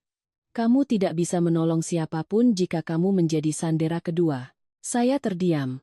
Kalimatnya dingin, tapi benar. Ponsel saya saat itu bergetar terus-menerus. Bukan panggilan, tapi pesan dari Bima. Pesan pertama, jangan ikut campur lagi. Pesan kedua, masalah ini tidak sesederhana yang kamu pikir. Pesan ketiga, lebih singkat tapi lebih berat. Kalau kamu terus mendesak, tidak akan ada yang bisa selamat. Saya menatap layar itu. Untuk pertama kalinya, dalam kalimat-kalimatnya, saya tidak hanya merasakan ancaman, tapi juga ketakutan. Ketakutan dari seseorang yang sadar segalanya sudah di luar kendali. Saya membalas singkat. Aku tahu ini tidak sederhana. Kalau sederhana, kalian tidak perlu menyembunyikannya. Setelah pesan itu terkirim, tidak ada balasan lagi. Keheningan itu justru menjadi konfirmasi paling kuat. Mereka benar-benar panik. Waktu terasa berjalan begitu lambat. Hampir jam 3 pagi, ponsel Om Heru berdering. Beliau keluar untuk menerima telepon, dan saat kembali, raut wajahnya sudah berubah total. Beliau tidak lagi duduk, hanya berkata cepat. Ada pergerakan. Mereka mencoba memindahkan barang-barang dari gudang malam ini juga. Kalau sampai lolos, bukti fisiknya akan hilang. Mendengar itu, semua darah di tubuh saya seolah membeku. Mereka benar-benar bergerak. Mereka tidak hanya menyekap Mbak Lastri, tapi juga berusaha menghilangkan jejak. Jika barang-barang itu hilang dan Mbak Lastri terus disekap, flash disk di tangan saya, meskipun berharga, bisa dengan mudah mereka bantah sebagai rekayasa. Saya menatap Om Heru. Masih sempat? Om? Harus sempat. Sejak saat itu, suasana di rumah saya menjadi sangat tegang. Om Heru melakukan beberapa panggilan, melaporkan perkembangan darurat, dan mendorong percepatan surat perintah penggeledahan dengan alasan adanya upaya penghancuran barang bukti dan penyekapan. Menjelang subuh, beliau menoleh ke saya. Ikut Om. Saya tidak bertanya lagi. Saya mengambil jaket, memasukkan flash disk ke saku, dan mengikutinya ke mobil. Di luar masih gelap, udara dingin menusuk, saya duduk di dalam mobil, menggenggam erat flash disk itu. Lampu-lampu jalanan melesat kabur di kaca jendela. Di kepala saya hanya ada satu pikiran. Malam ini semuanya akan terungkap, atau mereka akan lolos selamanya. Mobil baru saja berbelok ke gang menuju rumah mertua saya ketika langit mulai terang. Suasana subuh yang remang-remang membuat jalanan di depan rumah mereka terasa begitu dingin dan mencekam. Saya duduk diam di dalam mobil, kedua tangan terkepal erat. Satu mobil lagi berhenti di belakang kami. Pintu terbuka, suara sepatu bot menghantam aspal terdengar tegas. Saya mengerti. Sejak saat ini, rumah yang selama ini dibungkus dengan citra keluarga terhormat itu tidak akan bisa lagi menyembunyikan apapun. Gerbang besi belum sepenuhnya terbuka ketika suara petugas membacakan surat perintah terdengar, jelas dan dingin. Suasana di gang itu langsung berubah. Beberapa tetangga membuka pintu, beberapa orang yang hendak ke pasar berhenti. Dalam sekejap, di depan rumah mertua saya sudah ramai. Orang pertama yang keluar adalah ibu mertua saya. Ia masih mengenakan piyama sutra, rambutnya digulung asal-asalan, tapi mencoba memasang wajah tenang. Ia melihat para petugas di depan gerbang, lalu melontarkan kalimat khasnya. Kalian salah alamat. Tapi begitu kalimat itu selesai, matanya melirik melewati Om Heru dan berhenti pada saya yang berdiri di belakang. Hanya sekejap, tapi saya melihat dengan jelas wajahnya berubah total. Bibirnya berkedut, matanya membelalak, seolah baru saja jatuh ke dalam lubang. Ayah mertua saya menyusul keluar, masih dengan wajah dingin dan postur angkuh. Ia berdiri di depan pintu, suaranya keras. Kalian bekerja harus punya bukti. Petugas yang memimpin menjawab singkat, tapi cukup untuk membuat seluruh halaman hening. Kami datang karena kami punya bukti. Mendengar itu, saya melihat bahu Pak Suryo menegang. Hanya getaran kecil, tapi cukup untuk saya tahu pria ini benar-benar mulai takut. Pintu rumah didorong terbuka, Para petugas masuk dengan cepat dan teratur. Saya berdiri di halaman, menyaksikan semua itu, jantung saya berdebar kencang. Dalam beberapa menit, area belakang rumah, tempat gudang yang pernah saya lihat, sudah digeledah. Kardus-kardus ditarik keluar, kemasan dibuka, tumpukan dokumen diperiksa. Dan apa yang mereka sembunyikan selama ini mulai terungkap. Tumpukan produk tanpa label, stiker palsu, buku catatan ganda, faktur dengan jumlah yang tidak cocok. Setiap barang bukti yang ditemukan, wajah ibu mertua saya semakin pucat. Ranti menerobos keluar dari dalam rumah, rambutnya acak-acakan, wajahnya pucat, tapi mulutnya masih sekasar biasanya. Begitu melihat saya, ia berteriak seperti orang gila. "Kamu penghancur, kamu menghancurkan keluargaku." Suaranya yang melengking terdengar begitu konyol sekaligus mengerikan di tengah keramaian. Saya menatap lurus wajahnya, tidak perlu balas berteriak, hanya menjawab dengan dingin dan singkat. "Bukan aku, kalian yang melakukannya sendiri." Kalimat itu baru saja selesai, Ranti seperti mau menerjang saya tapi sudah ditahan. Melihat wajahnya yang panik, saya sadar, orang menjadi paling garang saat mereka tahu jalan mereka sudah habis, sementara di luar ricuh, dari arah gudang belakang terdengar suara gedoran keras di sebuah pintu. Seorang petugas berteriak, dan beberapa orang langsung menuju ke sana. Gudang paling dalam itu terkunci rapat. Saya berdiri membeku, jantung saya berdebar di tenggorokan. Beberapa detik kemudian, suara kunci yang didobrak terdengar keras. Pintu terbuka, dan saya melihat Mbak Lastri. Ia dibawa keluar dengan kondisi rambut acak-acakan, wajah kelabu, dan pergelangan tangan memerah bekas ikatan. Tubuhnya gemetar hebat. Saat itu, kerumunan di luar gerbang riuh. Ini bukan lagi sekadar tuduhan, bukan lagi perdebatan. Mbak Lastri adalah bukti hidup yang paling nyata dan paling menyakitkan dari semua yang telah keluarga mertua saya lakukan. Ibu mertua saya, melihat Mbak Lastri, kakinya seolah lemas. Ia terhuyung, berpegangan pada kursi teras, bibirnya gemetar, terbata-bata. Saya tidak tahu apa-apa. Ini bukan. Tapi caranya menyangkal yang begitu panik justru semakin menelanjanginya. Saya mengangkat kepala dan melihat Bima berdiri membeku di bordes tangga lantai 2. Sejak awal, ia nyaris tidak bersuara. Tidak ada lagi ancaman, tidak ada lagi tatapan menghitung. Ia hanya berdiri di sana, menatap lurus ke arah saya. Tatapannya campur aduk antara marah, takut, putus asa, dan perasaan dikhianati. Tapi menatap matanya, saya tidak lagi merasa sakit. Yang berkhianat lebih dulu bukan saya. Saat semua pemeriksaan awal selesai, ayah mertua saya, meskipun sudah ditahan, masih sempat menoleh ke arah saya, wajahnya keras, matanya penuh kebencian. Ia menggeram, "Kamu pikir kamu menang?" Saya menatap lurus ke arahnya, suara saya tenang sekali. "Tidak. Saya hanya tidak kalah." Beliau tertegun sejenak. Mungkin itu pertama kalinya beliau sadar saya tidak lagi takut pada keluarga ini.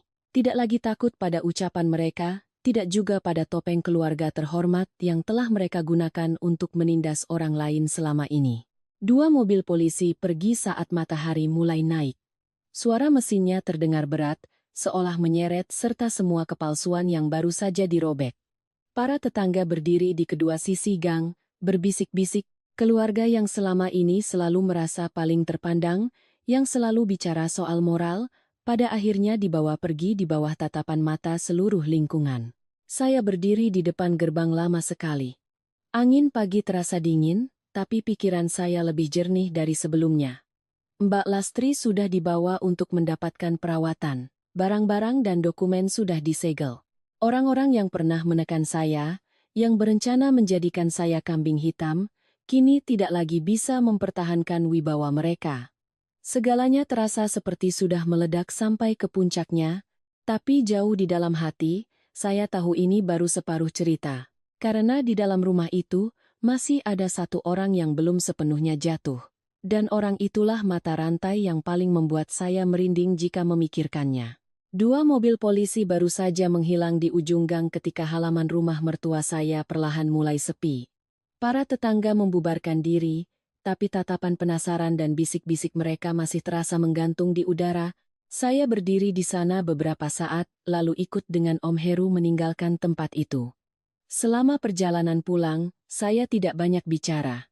Di kepala saya terus berputar bayangan Mbak Lastri dengan pergelangan tangan yang memar, wajah pucat Bu Ratna, kekerasan hati Pak Suryo, dan terutama, tatapan Bima saat ia berdiri di tangga. Tatapan yang membuat saya tidak tenang.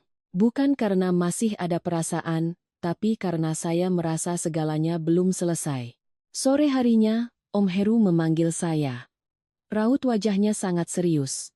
Saya baru saja duduk ketika ia bertanya, "Ada perkembangan lain, kan, Om?"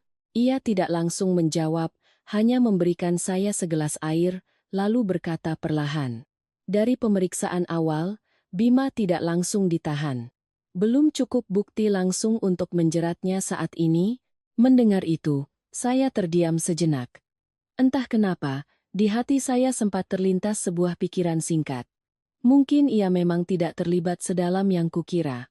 Mungkin ia hanya lemah dan terseret oleh keluarganya. Tapi pikiran itu belum sempat bertahan lama ketika Om Heru mendorong selembar kertas hasil cetak ke hadapan saya.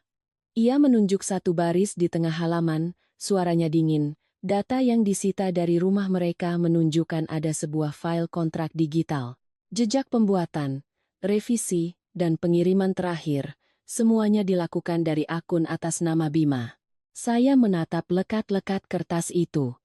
Nama akun, waktu akses, dan riwayat aktivitas. Semuanya tertera begitu jelas hingga saya tidak bisa lagi menipu diri sendiri. Saya mengangkat kepala menatap Om Heru, suara saya serak. Artinya, dia tidak hanya menonton. Om Heru bersandar di kursi, menghela napas berat. Dia tidak bodoh.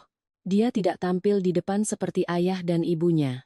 Dia berdiri di tengah, mengatur, menghubungkan semua mata rantai, tapi selalu menjaga posisinya agar terlihat tidak terlibat langsung.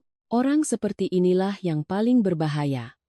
Pekerjaan kotor diserahkan pada orang lain, sementara dia tetap terlihat bersih. Kalimat itu membuat punggung saya merinding. Ternyata orang yang paling saya percayai, yang selalu berdiri di tengah untuk menenangkan, untuk membujuk, untuk mengucapkan kalimat-kalimat yang terdengar netral, justru dialah yang paling penuh perhitungan. Saya duduk di sana, di hadapan saya ada bukti keterlibatan Bima, dan di kepala saya, kepingan-kepingan memori mulai tersusun, begitu jelas dan menyakitkan. Tatapan menghindarnya setiap kali ibunya keterlaluan pada saya. Caranya yang selalu pandai memilih kata agar saya terpojok untuk bersabar. Bujukannya agar saya menandatangani surat-surat demi kedamaian rumah. Bahkan sore hari ketika ia berdiri di depan rumah ibu saya, bukan untuk meminta maaf, melainkan untuk menuntut penghapusan data. Semua itu kini bukan lagi potongan-potongan acak, semuanya membentuk sebuah jalan yang sangat jelas. Jalan di mana ia perlahan-lahan mencoba menggiring saya ke posisi sebagai kambing hitam.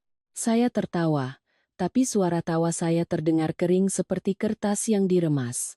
Om Heru menatap saya, tidak menyela. Saya berkata perlahan, seolah pada diri saya sendiri.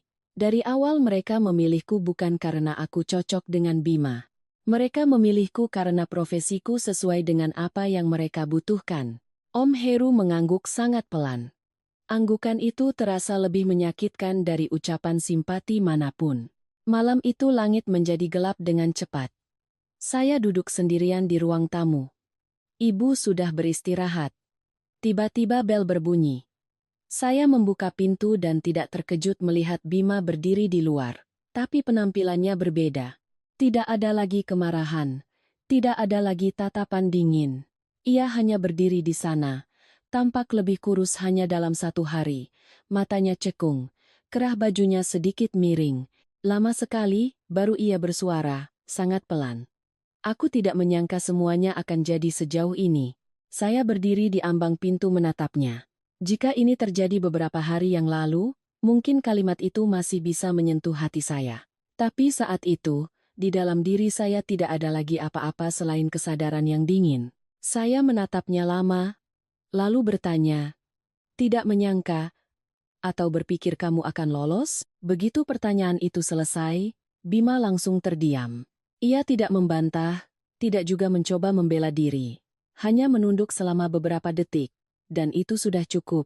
Saya melangkah turun satu anak tangga, berdiri lebih dekat di hadapannya. Jarak kami begitu dekat, tapi terasa lebih jauh dari sebelumnya. Saya berkata perlahan. Sejak awal, Mas sudah memilih untuk berdiri di pihak mereka. Sedangkan aku memilih untuk berdiri di pihak yang benar. Bima mengatupkan bibirnya. Tangannya yang terkulai di sisi tubuhnya sedikit mengepal. Mungkin ia ingin mengatakan sesuatu, ingin menarik sedikit simpati, atau ingin kembali memainkan peran sebagai suami yang terjepit. Tapi semuanya sudah terlambat. Setelah semua yang saya tahu, saya tidak lagi punya kemampuan untuk mempercayai satu kata pun darinya. Ia berdiri di sana beberapa detik lagi, lalu berbalik dan pergi. Punggungnya menjauh melewati gerbang tempat saya dulu masuk dengan gaun pengantin dan kepercayaan yang begitu sederhana. Saya melihatnya pergi, tapi anehnya, tidak ada lagi rasa sakit seorang istri yang dikhianati, tidak ada lagi sesal, tidak juga amarah yang membara. Yang ada hanyalah sebuah kesadaran yang begitu jernih dan tenang. Pernikahan ini tidak pernah sekadar sebuah kesalahan. Ini adalah sebuah jebakan yang dirancang dengan hati-hati, dengan kata-kata manis, dengan citra keluarga terhormat, dengan peran-peran yang dimainkan dengan begitu sempurna oleh seluruh anggota keluarga. Dan satu-satunya keberuntungan saya adalah saya berhasil keluar dari jebakan itu sebelum terkubur bersamanya. Setelah Bima pergi dari depan rumah ibu saya malam itu, saya pikir hati saya sudah cukup dingin untuk tidak lagi terpengaruh oleh apapun yang berhubungan dengan keluarga itu. Tapi saat saya menerima panggilan untuk memberikan keterangan sebagai saksi utama, saya baru sadar ada hal-hal yang meskipun sudah dipersiapkan, tetap tidak mudah untuk dihadapi. Karena sejak saat itu, segalanya bukan lagi soal dugaan atau perasaan, melainkan soal fakta hukum yang akan menelanjangi sifat asli sebuah keluarga. Ruangan pemeriksaan hari itu terasa lebih dingin dari yang saya duga. Saya duduk di satu sisi, di hadapan saya ada tumpukan berkas. Di seberang, ada Bu Ratna, Pak Suryo, dan Ranti. Hanya dalam waktu singkat, penampilan mereka sudah sangat berbeda. Ibu mertua saya tidak lagi berapi-api, tapi matanya masih penuh kebencian. Ayah mertua masih mencoba duduk tegak, berusaha mempertahankan sisa-sisa harga dirinya. Dan Ranti, ia tampak gelisah, terus-menerus menggigit bibir dan melirik ke sana-sini. Begitu saya masuk, Bu Ratna langsung menggeram, seolah lupa di mana ia berada. "Masih punya muka kamu datang ke sini?" Kalimat itu, jika diucapkan beberapa hari yang lalu, mungkin masih akan membuat saya sesak. Tapi hari itu, saya hanya menarik kursi, duduk, menatap lurus ke arahnya, dan menjawab singkat, "Saya datang sebagai orang yang hendak kalian jadikan kambing hitam." Seisi ruangan hening sejenak. Ia tertegun, sepertinya tidak menyangka saya berani bicara seterus terang itu di hadapan petugas. Dan saat mengucapkan kalimat itu, saya justru merasa sedikit lega. Karena akhirnya, apa yang selama ini mereka bungkus dengan kedok keluarga bisa saya sebut dengan nama yang sebenarnya. Penyidik memulai pemeriksaan tanpa basa-basi. Setiap berkas dibuka, setiap bukti ditunjukkan. Gudang, kemasan produk, pembukuan ganda, kontrak dengan kolom kosong. Setiap detail diungkap dengan begitu jelas hingga tidak ada lagi celah untuk berkelit. Tapi Pak Suryo tetap keras kepala. Ia duduk diam mendengarkan, lalu berkata dengan suara kering, tanpa tanda tangan, tidak ada yang bisa dibuktikan. Sikapnya itu membuat saya mengerti. Sampai di titik ini pun ia masih berharap bisa lolos. Saya tidak menunggu ditanya. Saya duduk tegak, suara saya tenang. Mereka berkali-kali memaksa saya tanda tangan. Saya punya rekamannya. Selesai berkata, saya menyerahkan file audio yang relevan, sebuah rekaman diputar di ruangan itu. Suara Bu Ratna terdengar begitu jelas. "Tanda tangani saja biar cepat, nanti kalau ada apa-apa, keluarga yang urus." Satu kalimat itu saja sudah cukup membuat suasana semakin berat. Saya melihat wajah ibu mertua saya memucat. Ranti adalah yang pertama kali meledak. Ia menoleh ke arah saya. Wajahnya merah padam, bibirnya bergetar. "Kamu itu tidak tahu berterima kasih. keluarga kami sudah memberimu pernikahan yang layak, sekarang kamu balas dengan menusuk dari belakang. Suaranya melengking hingga petugas harus mengetuk meja. Ini bukan tempat untuk berdebat, bicara yang relevan. Tepat saat itu, pintu terbuka. Seorang petugas membawa Mbak Lastri masuk. Saya sudah tahu ia akan datang, tapi saat melihatnya melangkah ke ruangan itu, dada saya tetap terasa sesak. Ia tidak lagi menunduk seperti dulu. Wajahnya masih pucat, tapi tatapannya lurus dan mantap. Ia duduk, meletakkan kedua tangannya di atas paha, lalu berkata dengan sangat jelas. Saya telah merekam semua aktivitas mereka selama 8 bulan. Begitu kalimat itu selesai, Bu Ratna langsung berdiri, seperti peri yang terlepas. Ia menunjuk lurus ke arah Mbak Lastri, suaranya goyah karena panik dan marah. Pengkhianat. Kamu mengkhianatiku. Tapi Mbak Lastri tidak lagi menunduk. Ia menatap lurus ke arahnya, suaranya tidak keras tapi begitu tegas. Saya tidak mengkhianati siapapun, saya hanya tidak mau ada lagi orang yang mati karena produk yang kalian jual. Seluruh ruangan seolah tercekik. Mati. Dua kata itu membuat saya sendiri merinding. Sebelumnya, di kepala saya ini adalah kasus penipuan, pemalsuan, dan penggelapan. Tapi saat Mbak Lastri menyebut kata mati, segalanya langsung berubah. Ini bukan lagi sekadar bisnis kotor. Ini sudah menyangkut nyawa. Seorang penyidik menoleh ke saya. Apa Anda tahu sebelumnya bahwa produk ini pernah menyebabkan dampak serius? Saya menggeleng, tenggorokan saya kering, kedua tangan saya terkepal erat. Di kepala saya hanya ada satu pikiran, saya nyaris menandatangani surat-surat itu. Saya nyaris menjadi orang yang akan diseret paling depan jika semua ini terungkap. Pemeriksaan hari itu berakhir dengan semua berkas ditahan lebih lanjut. Keterangan setiap orang dicatat, dan arah penyelidikan diperluas ke tingkat yang lebih serius. Saya melangkah keluar dari ruangan itu, kaki saya terasa berat. Segalanya terasa sudah begitu jelas. Tapi jauh di dalam hati, saya masih merasa ada yang belum selesai. Karena di antara semua nama yang disebut, di tengah semua penyangkalan dan bukti, masih ada satu mata rantai kunci yang belum sepenuhnya terungkap. Dan saya tahu persis, orang itu adalah Bima. Keluar dari ruang pemeriksaan hari itu, saya tidak langsung pulang. Saya berdiri lama di koridor, punggung bersandar di dinding yang dingin, di kepala saya masih terngiang-ngiang ucapan Mbak Lastri. Saya hanya tidak mau ada lagi orang yang mati karena produk yang kalian jual. Satu kalimat itu saja sudah cukup untuk mengubah seluruh narasi di mata saya. Ini bukan lagi drama pernikahan yang gagal, bukan lagi soal mertua dan menantu. Di baliknya ada sesuatu yang jauh lebih kelam. Saat saya hendak menuruni tangga, terdengar panggilan pelan dari belakang.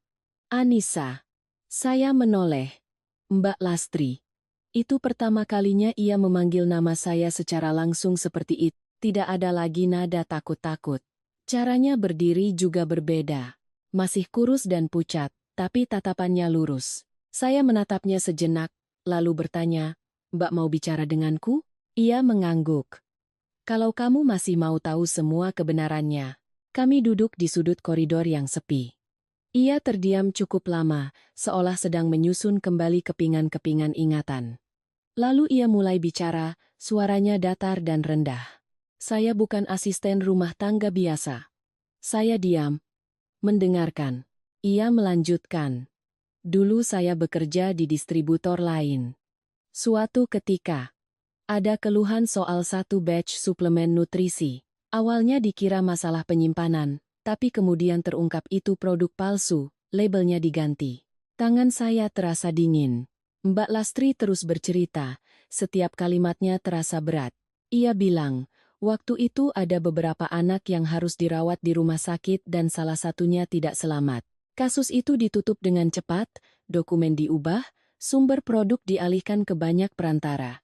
Dari luar, itu hanya terlihat seperti masalah kualitas produk biasa, tapi orang dalam seperti dia tahu, ada tangan besar di baliknya. Saya melacak nomor batch produk itu, melacak rute pengirimannya, dan dari situlah nama perusahaan keluarga suamimu mulai muncul, katanya. Saya terdiam. Selama ini saya hanya tahu mereka berbisnis secara tidak jujur, saya tidak pernah membayangkan harganya adalah nyawa. Ia menatap saya, lalu melanjutkan. Setelah itu, saya menghubungi beberapa orang yang diam-diam sedang menyelidiki sindikat ini. Mereka butuh bukti dari dalam, butuh akses ke gudang, ke dokumen asli, butuh orang di dalam rumah. Saya berbisik. Jadi karena itu, Mbak masuk ke sana. Ia mengangguk. Saya diterima bekerja hampir setahun. Awalnya saya pikir hanya beberapa bulan, kumpulkan bukti, lalu pergi. Tapi keluarga itu lebih licin dari yang saya duga. Semuanya dikunci, semuanya berlapis. Mereka tidak percaya orang luar, tapi sangat suka memanfaatkan orang yang sudah lama bekerja. Saya hidup di sana, menunduk, bersabar, agar mereka mengira saya hanya perempuan desa yang bodoh dan penakut. Semakin mereka meremehkan saya, semakin banyak yang mereka tunjukkan. Saya menghela napas pelan. Selama ini saya melihatnya dimarahi, disuruh-suruh, diseret ke gudang, dan saya merasa kasihan padanya. Baru saat itu saya sadar, di balik semua kepatuhan itu ada sebuah perhitungan yang matang. Saya bertanya pelan, lalu, flash disk itu? Sudah saya siapkan sejak lama. Jawabnya, bukan hanya satu, tapi yang kuberikan padamu adalah yang paling lengkap yang bisa kupegang saat itu. Ia menatap saya dalam-dalam, lalu tersenyum sedih. Saya hanya tidak menyangka, kamulah yang justru mempercepat segalanya. Saya bingung. Maksud Mbak? Ia terdiam sejenak. Awalnya mereka tidak mengincarmu untuk dijadikan kambing hitam. Mereka hanya menganggapmu sebagai menantu berpendidikan untuk menaikkan citra keluarga. Tapi setelah tahu kamu bekerja di bidang hukum, terbiasa dengan kontrak, dan bisa membaca celah dokumen, mereka mengubah rencana. Saya mengepalkan tangan. Ia melanjutkan, perlahan tapi pasti, kamu menjadi kepingan yang sempurna.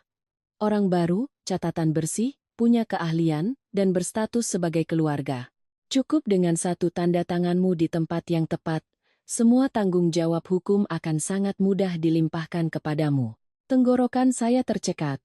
Jadi saya tidak hanya ditipu untuk masuk ke dalam sebuah pernikahan. Saya dipilih. Dipilih karena profesi saya, karena status sosial saya duduk membeku beberapa detik, lalu menanyakan pertanyaan yang sejak tadi menghantui saya. Lalu Bima? Mbak Lastri tidak langsung menjawab. Ia menoleh ke arah jendela, tatapannya lelah. Lalu ia berkata dengan suara yang lebih rendah. Dia bukan orang yang terseret, dialah yang paling mengerti cara mengakali hukum. Ayah dan ibunya serakah, tapi serakah dengan cara yang kasar. Sedangkan Bima berbeda. Dia tahu cara menggunakan sistem, tahu cara menyiapkan jalan keluar, tahu untuk tidak menandatangani dokumen yang berbahaya, tahu siapa yang harus didorong ke depan dan siapa yang harus disimpan di belakang. Ada beberapa file, beberapa metode, yang hanya bisa dirancang oleh orang yang paham hukum. Setiap katanya seperti merobek tirai terakhir. Pria yang pernah begitu lembut pada saya, yang pernah berkata tidak butuh istri yang jago di dapur, yang selalu berdiri di tengah setiap konflik seolah-olah tidak berdaya, ternyata dialah yang paling sadar, paling dingin, dan paling berbahaya. Mbak Lastri menoleh ke saya, suaranya sedikit melembut. Kamu bisa keluar dari sana itu sudah untung, Anissa. Banyak yang tidak seberuntung kamu, ada yang sudah tahu tapi tidak sempat mundur. Ada yang tidak bisa mundur, karena sudah terlanjur tanda tangan. Ada yang baru sadar saat nama mereka sudah tercantum di semua surat. Mendengar itu, punggung saya merinding. Saya membayangkan kembali setiap kontrak dengan kolom kosong, setiap kali ayah mertua menyodorkan map, setiap kali ibu mertua mendesak, setiap kali Bima berkata lembut, kita kan keluarga, jangan terlalu kaku. Semua itu bukan lagi detail-detail acak. Itu adalah sebuah mesin yang sudah disiapkan untuk menelan seseorang, lalu menghancurkannya. Saat saya berdiri untuk pergi dari percakapan itu, langkah saya terasa berat. Koridor masih sama, cahaya matahari sore masih pucat di lantai. Tapi di dalam diri saya, semuanya sudah berbeda. Saya sadar, apa yang baru saja saya tinggalkan bukan hanya sebuah keluarga palsu, bukan hanya sebuah pernikahan jebakan. Saya baru saja lolos dari sebuah sistem yang telah dirancang, dingin, penuh perhitungan, dan cukup sabar untuk menunggu orang seperti saya masuk ke dalam posisi yang mereka butuhkan. Setelah percakapan dengan Mbak Lastri, saya pikir saya sudah cukup siap untuk menghadapi kebenaran tentang Bima. Saya sudah berulang kali mengingatkan diri sendiri bahwa pria itu bukan lagi suami saya, bahwa yang tersisa di antara kami hanyalah sebuah mata rantai dalam sebuah kasus. Tapi saat saya menerima pemberitahuan bahwa Bima dipanggil untuk kedua kalinya, kali ini sebagai orang yang terlibat langsung, hati saya tetap terasa berat dengan cara yang sulit dijelaskan. Mungkin karena meskipun sudah melihat wajah aslinya melalui dokumen dan kesaksian, di suatu sudut hati, saya masih butuh mendengarnya langsung dari mulutnya. Bukan untuk memaafkan, tapi untuk mengubur selamanya sisa-sisa kenaifan saya. Hari itu saya diundang untuk melakukan konfrontasi. Ruangan pemeriksaan tidak besar, lampu putihnya membuat segalanya terlihat dingin dan tajam. Saya duduk, kedua tangan di atas lutut, mencoba mengatur napas. Tak lama, Bima dibawa masuk. Berbeda dari sebelumnya, kali ini ia tidak lagi menghindar. Wajahnya tampak lebih kurus, matanya cekung, tapi tatapannya masih menyimpan ketenangan yang mengganggu, seolah ia masih mencoba memegang kendali. Ia menatap saya beberapa detik, lalu bertanya langsung, "Kamu butuh apa?" Saya mengangkat kepala. Saya pikir saya akan gemetar atau tercekat, tapi tidak. Suara saya yang keluar justru begitu datar dan dingin. Kebenaran. Begitu kalimat itu selesai, penyidik di seberang membuka map. Dokumen-dokumen dikeluarkan satu persatu. Kontrak digital, log akses sistem, riwayat revisi file, catatan pengiriman terakhir. Semuanya mengarah ke satu akun, satu nama, satu orang. Tidak ada lagi ruang untuk berkelit. Bima menatap tumpukan kertas di hadapannya cukup lama. Saya memperhatikan jarinya mengetuk-ngetuk meja. Kebiasaannya setiap kali sedang menimbang kata-kata agar tidak rugi. Lalu ia mengangkat kepala, masih mencoba menjaga suaranya tetap datar. Saya hanya menjalankan perintah. Mendengar itu, saya tertawa. Tawa yang sangat singkat, kering, dan dingin. Saya menatapnya, "Mas selalu tahu caranya berdiri di belakang agar tidak ada yang bisa menyentuh Mas." Bima menoleh ke saya, matanya menggelap sejenak, tapi ia tetap mencoba duduk tegak.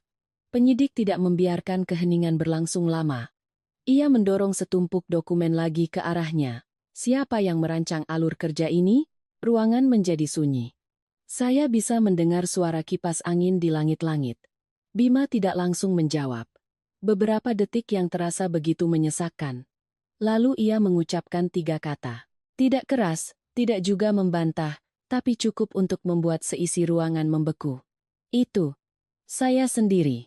Saya tidak tahu sudah berapa lama saya menahan napas. Ada kebenaran yang meskipun sudah kita duga, saat mendengarnya langsung dari mulut pelakunya, tetap terasa seperti tusukan pisau di dada. Dari ruangan sebelah, tempat ibu mertua saya menunggu, tiba-tiba terdengar teriakan histeris Bu Ratna. "Apa katamu?" Suaranya begitu melengking hingga menggema di sepanjang koridor, tapi sudah terlambat. Kata-kata itu sudah terucap. Dan kali ini yang mengatakannya bukan saya, bukan Mbak Lastri, bukan juga penyidik, melainkan Bima sendiri. Ia menoleh ke saya, suaranya menjadi berat, tidak ada lagi ketenangan palsu. "Aku tidak menyangka kamu akan melangkah sejauh ini." Kalimat itu membuat hati saya mencelos sejenak. Tapi bukan karena sakit, melainkan karena akhirnya saya mendengar apa yang perlu saya dengar. Saya menatap lurus ke arahnya, menjawab dengan dingin. "Karena Mas pikir aku akan tanda tangan." Kali ini Bima tidak menyangkal. Ia tersenyum tipis. Senyum yang lelah dan begitu pahit. Lalu ia berkata sangat pelan, seolah tidak perlu lagi menyembunyikan apapun. "Kalau kamu tanda tangan, semuanya akan selesai dengan rapi. Aku sudah merencanakan semuanya." Saya duduk diam. Kalimat itu lebih jelas dari semua bukti. Lebih jahat dari semua makian ibu mertua, lebih dingin dari semua tumpukan map di hadapan saya, karena itu mengkonfirmasi hal yang paling mengerikan. Sejak awal, saya tidak pernah dianggap sebagai seorang istri. Saya hanyalah sebuah rencana.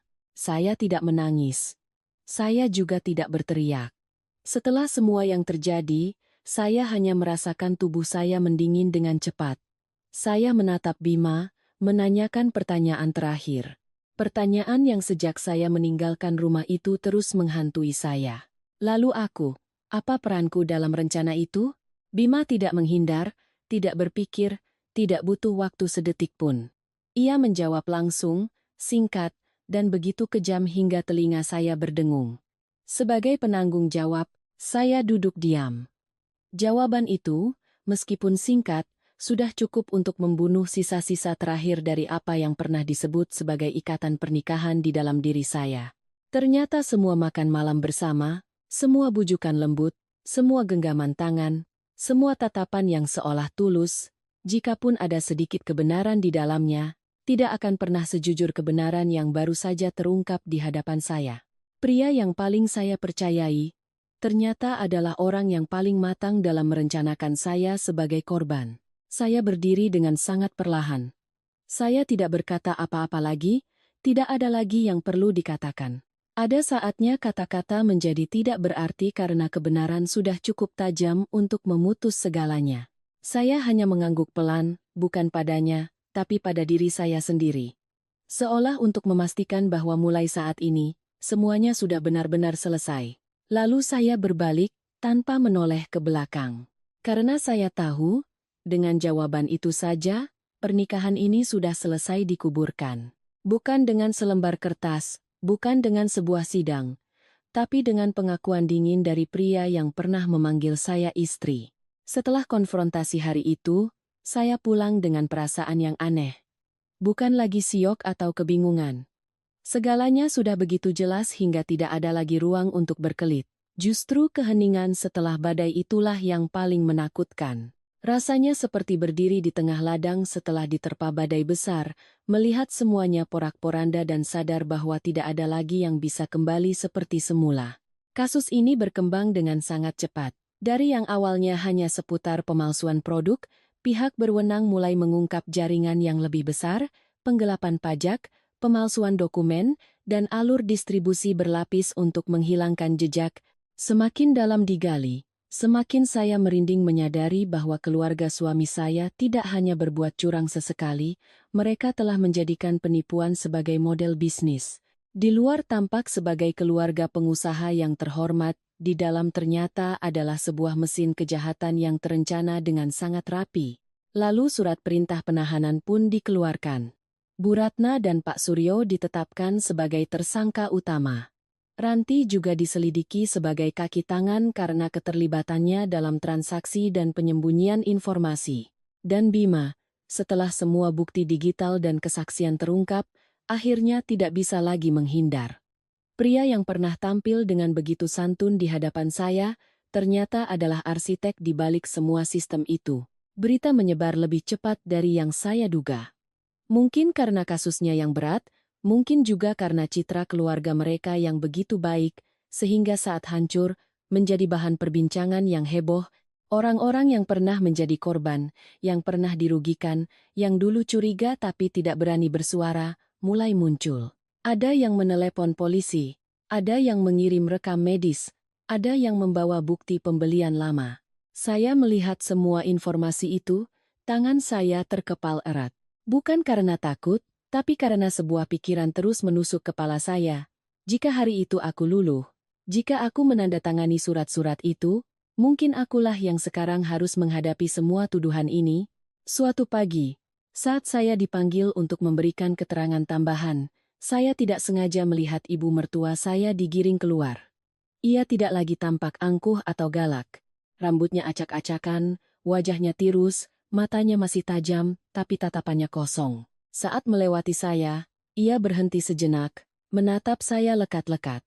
Di matanya ada kebencian, kepahitan, dan keputusasaan. Lalu ia mendesis, suaranya serak, "Kamu menghancurkan semuanya." Saya berdiri diam menatap wanita yang pernah menjejalkan celemek ke dada saya, yang pernah berencana menjadikan saya budak, lalu kambing hitam. Anehnya, saat itu saya begitu tenang. Saya hanya menjawab sangat pelan, tapi setiap katanya jelas. "Bukan, ibu sendiri yang melakukannya." Bu Ratna tertegun.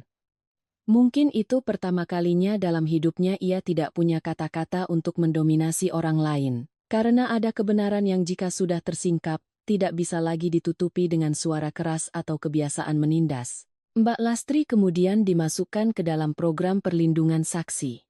Semua bukti yang ia kumpulkan selama hampir setahun menjadi kunci dalam kasus ini.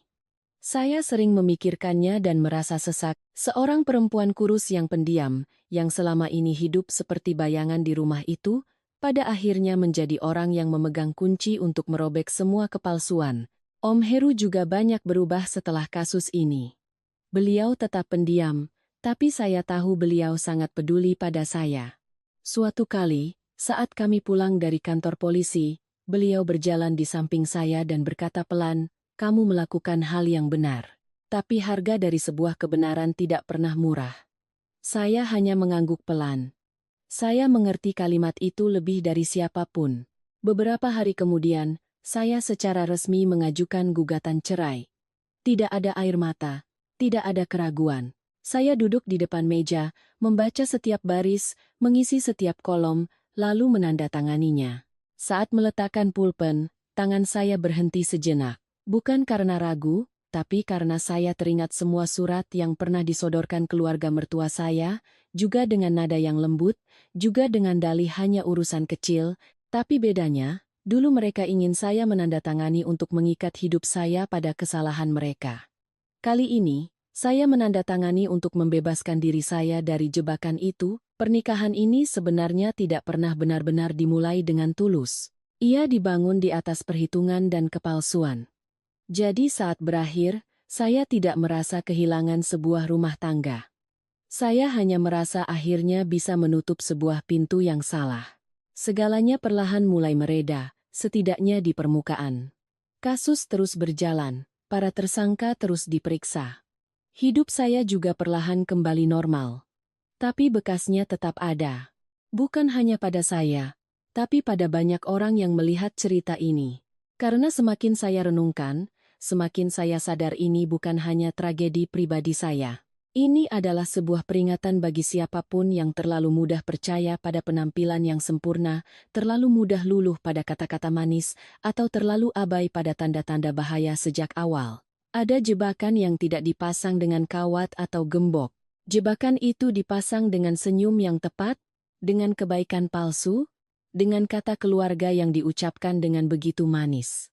Dan jika hari itu saya tidak cukup sadar untuk mundur, mungkin saat ini yang harus menanggung semua akibatnya bukan hanya mereka, tapi juga saya. Setelah semua keributan itu, hidup perlahan kembali ke ritme normal.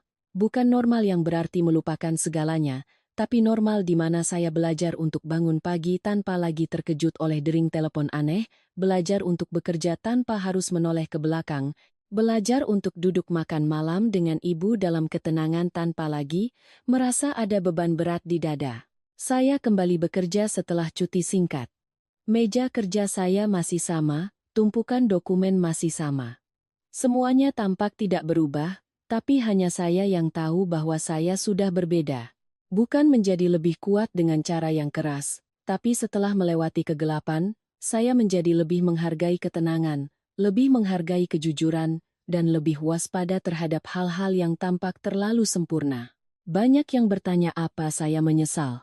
Setiap kali, saya hanya tersenyum dan menjawab sederhana, jika saya tidak pergi, barulah saya akan menyesal. Itu bukan untuk menunjukkan ketegaran. Itu adalah kebenaran. Karena ada pintu yang baru kita sadari betapa sesaknya setelah kita berhasil keluar. Awalnya, setiap kali teringat, hati saya masih terasa sakit. Bukan sakit karena masih cinta, tapi sakit karena pernah percaya. Orang sering berpikir pengkhianatan itu hanya membuat marah, tapi sebenarnya, ada pengkhianatan yang jauh lebih sunyi. Ia membuat kita sedih karena telah menempatkan ketulusan di tempat yang salah. Suatu malam, saat saya dan ibu sedang membersihkan sayuran di teras, ibu tiba-tiba bertanya sangat pelan, "Kamu masih sakit?" "Nak," beliau bertanya sambil terus menunduk, seolah takut melihat saya lemah. Saya terdiam sejenak, lalu tersenyum. Senyum yang tidak ceria, tidak juga sedih. Hanya sangat jujur. Saya menjawab, "Masih, Bu. Tapi saya tidak akan tumbang." Ibu tidak berkata apa-apa lagi, hanya mengangguk pelan.